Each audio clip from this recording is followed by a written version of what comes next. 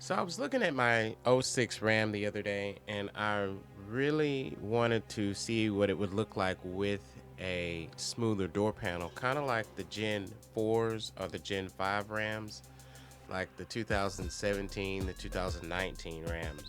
Those door panels have more of a smoother transition. They don't have that accent like the Gen 3 does, like this one.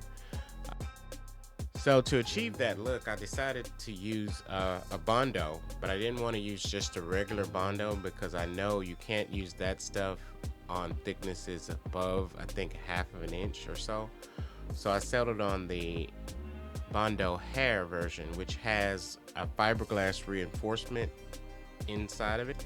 So they add fiberglass fibers into the filler just to give you a stronger end result. It just reinforces that Bondo, which allows you to apply it in thicker applications. I will say that there's one thing you need to know about adding a hardener into this filler is that the more hardener you apply in there, the faster it's going to get hard on you, the less working time you're going to have. Also, temperature plays a part in that too. The hotter it is outside, it's going to cut your working time down ever so slightly.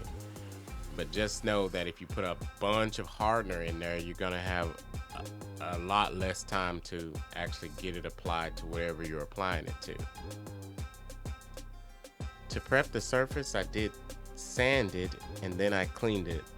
And I'm just layering it into that body line, and I just want to fill it up completely. Now I'm pressing it in to make sure I get all the air out of it, because I don't want any air bubbles underneath, because if you do have that, it's going to show through when you go to sand it. It's just going to end up being a void, which you can fill that later if that does happen.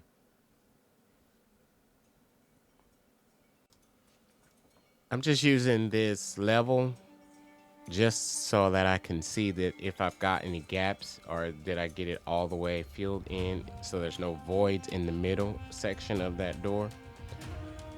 You can use anything that's long or straight, just something that you can use to gauge if you need to add more filler in. And here it is that I've got it all pretty much filled in. They say that cure time is 15 minutes from what I read online, but I've noticed that it's still sticky. It's hard, but it's still kind of tacky. So what I found that I'll let it sit for overnight, and then I come back and it's fully dry. It's not sticky to the touch anymore. And so that's the formula that I'm gonna go with. I just let it sit overnight and let it fully cure, and then I'll come back and I'll start the sanding process.